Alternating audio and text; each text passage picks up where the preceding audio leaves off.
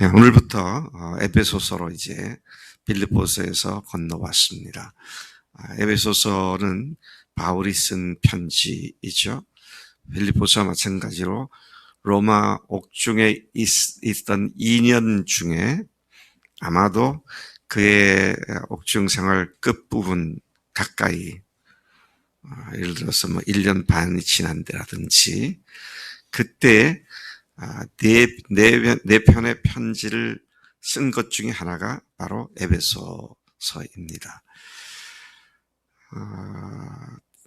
연도로 말하면 61년에서 63년 또는 62년에서 64년 어간으로 이해가 되고 있고요. 에베소가 어디에 있는지부터 좀 그림을 통해서 좀 보겠습니다. 지중해 에게해죠. 지중해 에게해 연안에 있는 항구 도시였고 무역 도시였고 온갖 여러 그 잡신들이 각 곳에서 각 나라에서 온 잡신들이 우상 숭배 대상이 되었던 그런 지역이었습니다. 그 다음에 또 보십시다. 자, 그 도시가 얼마나 번영했었는지 지금 여기 보시면 저 맨 멀리 보이는 것이 소위 말하는 도서관으로 원래 알려져 있습니다만은 이것이 두란노 철학 학교입니다. 이렇게 오늘도 남아 있어요. 보면 겉에 2층 건물로 여기서 바울이 에베소에서 2년여 가까이 있으면서 여기를 빌려 가지고 말씀을 가르치고 그 지역 일대에 있는 소아시아 일대에 있는 교회 지도자들을 훈련시켰던 것이죠. 예, 여기 거창한 이런 야외 공연장이 있고요. 또 저쪽 우측으로 쭉 뻗어져 있는 것이 바닷가로 가는 도시 진입로인데 그 양쪽 길로 석조 길들이 쫙 서 있고 그 도시에 들어갈 때부터 벌써 위압감을 느낄 수 있을 만큼 이런 부여로운 도시였다는 것을 잘 보여줍니다. 예, 이것을 위에서 찍은 모습이고요. 또 이게 이제 메인 도로입니다. 주 도로인데 위에서부터 쭉 내려가면서 양쪽에 온갖 화려한 시설들이나 신전들, 크고 작은 신전들이 쫙 지어져 있는 곳이고, 네, 밑에서 위로 찍은 메인 도로입니다. 네. 여기에 보면 관광객들이 여기 미어 터지는데, 자, 이게 이 주전 9세기부터 도시가 건설되었는데 바울 당시에는 아주 번창했던 그런 도시죠. 네, 건물 하나하나 보면 그냥 아무렇게나 막 지은 것이 아니라 정교하게 이렇게 조각을 해가지고 화려한 건물들이 양쪽에 쫙 늘어섰던 그런 메인 도로인데요. 네, 이게 또 다른 각도에서 그 메인 도로의 양편에 있는 그런 건물들을 찍은 것이고요. 예, 지금 저쪽에 높이 보이는 것이 아까 말씀드린 두란노 서원이라고도 불려지는 철학학당이고 오늘은 도서관이라고 그랬는데 그쪽을 옆에서 바라보면 우측에 지금 돌무덤들이 많이 있고 유적들을 발굴했는데 여기가 그에 말하는 고대 그 당시에 시장터였습니다. 어마어마한 광장이고 또 거기에 시설물이 가득했던 그런 정말로 상업도시였죠. 네, 그 다음에 네, 또 다른 각도에서 찍은 에베소 일대의 모습들이고요. 예, 이제 거기에 보면 풍요와 다산의 여신상이 있습니다. 근데 크진 않아요. 근데 그걸 보면은 지금 이 가슴에 동글동글한 게 있잖아요. 네, 그게 다 유방입니다. 그러니까 풍요와 다산. 그러니까 풍요와 다산 그러면 그 도시가 얼마나 음란했던가 하는 것을 이런 모습을 통해서 잘 보여주고 있었고요. 거기에는 공중 목욕탕이 있고 냉탕, 온탕, 사우나 등 시설이 이미 완벽히 갖추어져 있었습니다. 이건 2층이 공중 목욕탕이라면 아래층이 수세식 화장실로 저기 그 중간쯤 더 뒤쪽에 보면 구멍이 나 있죠. 쭉 나란히. 이제 거기 앉아서 일을 봤던 그런 수세식 변소였습니다. 이것은 황제 신전으로 알려져 있는 아주 화려한 돌 석조 건물이고요. 자, 이게 이제 니케 여신상인데, 니케가 뭐냐면 나이키입니다. 그래서 이 나이키가 이렇게 딱 V자 이렇게 돼 있잖아요. 그게 이 여신상의 옷자락에서 그걸 아주 상징화시켜서 만든 것인데, 이 도시, 제가 그 사진을 못 찍었습니다만은, 이 니케가 있는 그 일대에 가면은 나이키 표시가 이미 그때 사용되고 있었던 것을 봅니다. 네, 이거는 이제 에베소 그 도시 입구에 있는 누가의 묘, 의사 누가의 묘가 여기 있죠. 이 에베소서를 쓰게 된 그 목적은, 배경은 잘 알려지지 않고 있습니다. 대개 바울이 고린도에 썼다 그럼 고린도 문제를 해결하기 위해서 그 문제를 다루고 그랬는데, 이건 것이게. 근데 에베소서는 그런 특정한 문제를 다루고 있는 것 같지는 않습니다. 특정한 교회의 특정한 문제를 위해서 썼다기보다는 에베소가 그 소아시아 일대 중심 도시였고, 바울이 거기에서 여러 교회 지도자들 불러서 가르쳤었기 때문에 에베소 교회가 그 지역 일대의 모교회 같은 그런 역할을 했고, 그래서 그 교회들에게 돌려가면서 이 글을 읽을 수 있도록 회람 서신 형식으로 쓴 것으로 알려져 있습니다. 자, 그래서 이 지역에 있는 모든 교회들이 돌아가면서 읽을 수 있게 했는데, 그 쓰여진 내용을 보면 교회가 그리스도 안에서 하나다. 교회가 연합된 하나님의 몸이다. 그리스도의 몸이다. 그런 이야기를 하고 있습니다. 따라서 본 그 에베소서의 아주 두드러지는 주제가 뭐냐 그러면 교회라고 했습니다. 교회론을 잘 다뤄주고 있습니다. 그리스도의 몸에 대한 교회를 얘기하고 있는데, 에베소서에만 교회라는 단어가 9번 나옵니다. 근데 그리고 로마서에는 5번이 나오고요. 고린도 전서에는 22번이 나옵니다. 그리고 고린도 후서에는 9번이 나오고, 갈라디아서에 3번이 나옵니다.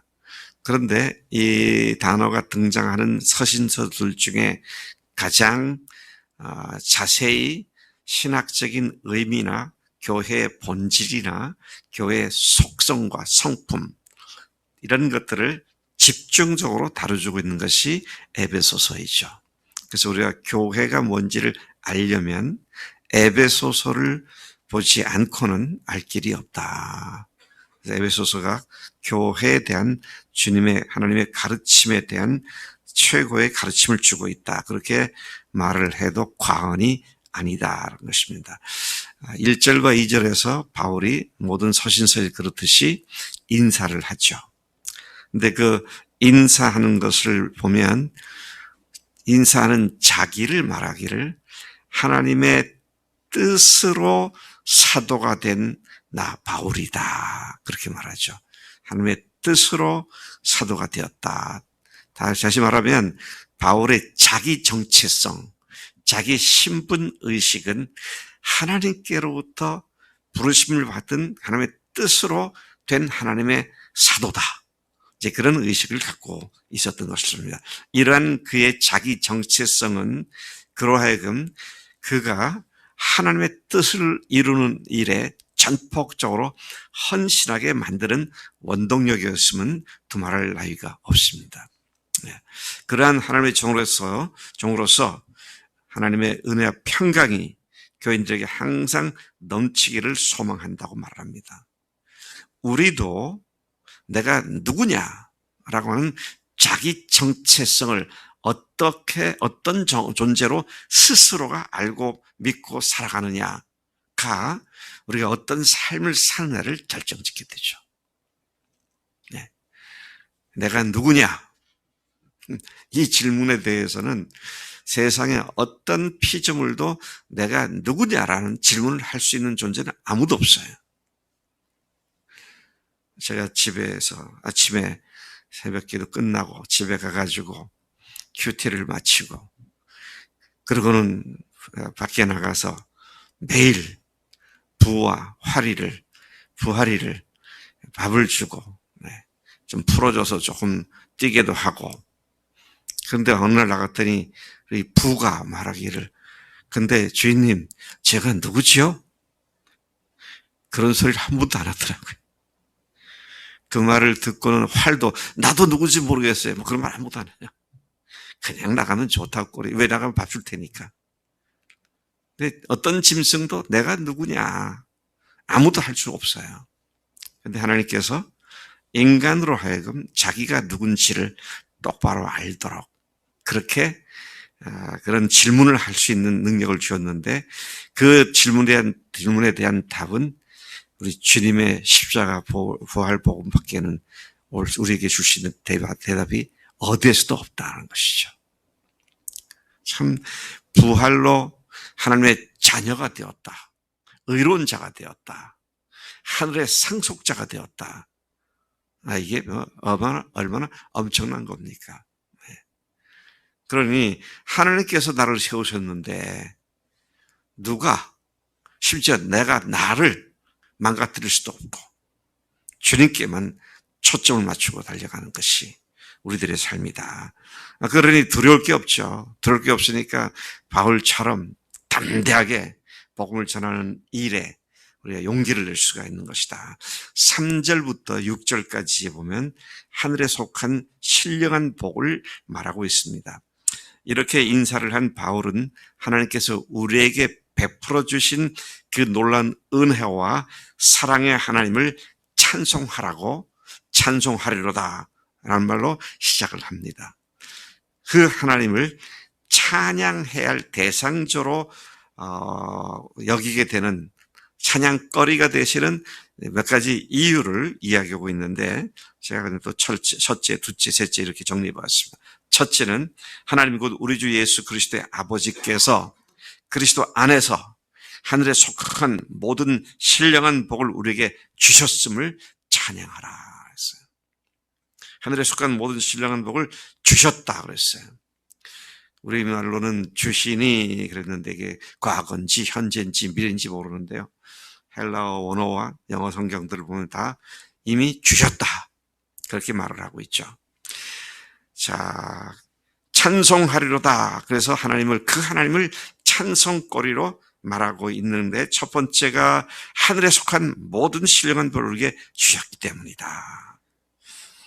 참으로 놀라운 복을 우리에게 부어주신 하나님이십니다. 예수님 안에서 예수님의 십자가 부활 복음으로 말미암아 하늘에 속한 모든 신령한 복을 이미 우리가 받았다고 말하죠. 상범이 이 모든 신령한 복을 받았어? 대답 확실하게 해봐. 받았지. 자, 그 내용을 좀 더 설명을 하고 있는데요. 두 번째는 그 복은 어떤 복이냐? 4절에 보면 창세 전에 그리스도 안에서 우리를 택하시고 예정하신 복이다. 창세 전에 우리를 택하시고 예정하신 복이다. 그리스도 안에서. 자, 이것이 우리 하나님의 찬양할 이유, 두 번째 이유고, 세 번째는 그 복은, 예정하신 그 복은 예수님의 사랑 안에서, 그리고 그분 앞에 거룩하고 흠이 없게 하는 것이기에 찬송하라고 말합니다. 우리를 부르셨는데, 예정하셨는데, 교회를 세우셨는데, 어떤 교회를? 거룩하고 흠 없는 교회로 부르셨기에 찬양한다. 그리고 계속해서 보면은요, 그 복은 주님이 기뻐하신 뜻대로 우리를 예수 안에서 우리를 예수 그리스도로 말미암아 자기의 아들들이 되게 하셨기 때문에 찬송하라고 그렇게 말하죠. 더 이상 사탄의 자식들, 사탄의 새끼들이 아니라 하나님의 자녀가 되었기 때문에 찬양한다.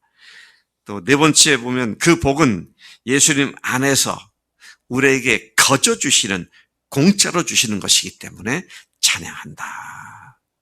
우리가 어떤 공로로나 어떤 우리의 어떤 행위로 이 하나님의 자녀가 되는 그런 복을 받은 자들이 아니라 은혜로 말미암아 공짜로 하나님을 찬송하도록 하기 위해서 우리에게 거저 주신 것이었다. 그렇게 말을 하고 있습니다. 여기서 우리를 그렇게 말하고 있는데 우리는 뭡니까? 교회입니다. 교회입니다. 한 개인을 말하는 거 아닙니다. 물론 교회 속에는 개인이 포함되어 있죠. 그러나 본문 속에서 말하고 있는 것은 교회를 지칭하고 그 속에 개인이 있는 것이다. 그래서 하늘에 속한 모든 신령한 복을 주었고 그 교회는 창세 전에 택하시고 예정한 것이며 그 교회는 거룩하고 흠이 없는 순결한 하나님의 작품이며 그 교회 안에 있는 모든 자들은 공짜로 값없이 하나님의 자녀가 되게 하셨다. 이러니 너희들이 찬송함이 마땅하다. 하나님과 교회가 우리가 이 은혜를 영원히 찬송할지어다. 지금 바울이 명령형으로 이 하나님을 찬양하라고 그렇게 말씀하죠. 여러분 하나님의 아들, 딸이 되신 줄로 믿으시죠? 이거 제가 유학할 때요, 참 미국 시민권을 가진 한국 교포들이 그렇게 부럽더라고. 왜? 그거 없으면 일을 못하니까. 그러니까 생활비가 부족해도 좀 일을 하려고 그러면 영주권이나 시민권을 가져야 하는데 말이죠. 근데 시민권을 가진 한국 교포들을 보니까 뭐 잘 배웠거나 못 배웠거나 뭐 가방끈이 길거나 짧거나 관계없이 미국 사람하고 결혼하면 시민권 나오고 가가지고 거기서 공부하고 무슨 학위를 따고 취직을 하면 시민권 나오고, 그러니까 생활에 여유가 많이 있죠. 근데 가난한 유학생이 그걸 보니까 아이고 나도 저 시민권을 가졌으면 참 좋겠다. 근데 이제 하늘 시민권을 따기 위해서 상부니까 뭐 했어? 아무것도 안 했어? 하나가 있지. 예수님을, 부활하신 예수님이 하나님 심을 믿는 것. 그 거저 주시는 하나님의 은혜가 언제부터 하나님께 예정하셨다고요? 창세전부터 예정하신 그 하늘의 비밀을 안 자들이 되어서 하나님께서 특별하게 우리를 만들어주신 줄 믿습니다. 하나님 아버지 감사합니다. 오늘 에베소서를 통하여 우리가 어떤 존재인지, 내가 누군지, 그 하나님께서 창세전부터 예정하시고 택하신 교회 속에 있는 내가 어떤 은혜를 받은 자인지 마땅히 하나님을 찬양하는 매일의 삶이 되도록 우리를 불러주심을 감사합니다. 하나님, 우리의 책상머리가 찬송하는 곳이 되게 하시고 우리의 잠자리가 찬송하는 자리가 되게 하시고 우리의 모든 시간들이 찬송으로 이어지는 그런 찬송하는 마땅한 삶을 살 수 있도록 우리를 불러주신 줄 믿사오니 그렇게 살도록 늘 주님께로만 집중하도록 역사해 주실 줄로 믿습니다. 감사하고 예수님의 이름으로 기도드렸습니다. 아멘. 아멘.